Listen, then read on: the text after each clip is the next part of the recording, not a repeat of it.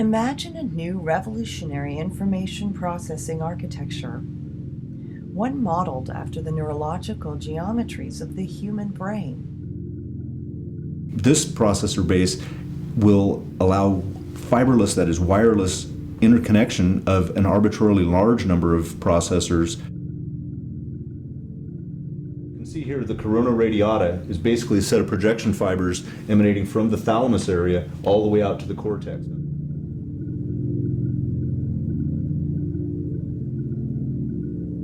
This is an optical interconnection wherein we're using infrared light to communicate between elements that are arranged basically in a plane here and elements that are arranged basically spherically above.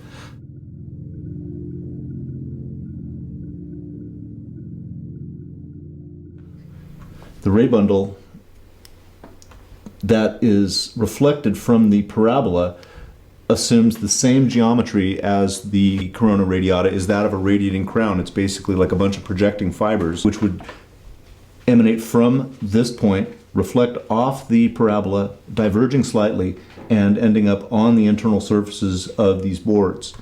Notably, once it's on board, you also have access to functionally an analogy to the cortex, and that is again optical, and you're reflecting there from the external surfaces of these boards off of this mirror, the secondary mirror, and back onto the neighboring board.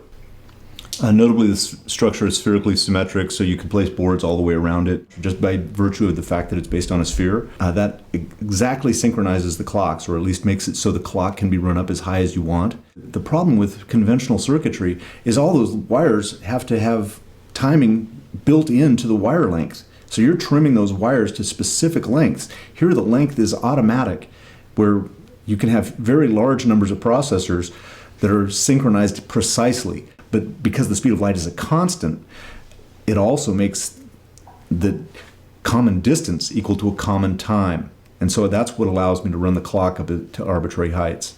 So this processor base will allow fiberless, that is wireless, interconnection of an arbitrarily large number of processors.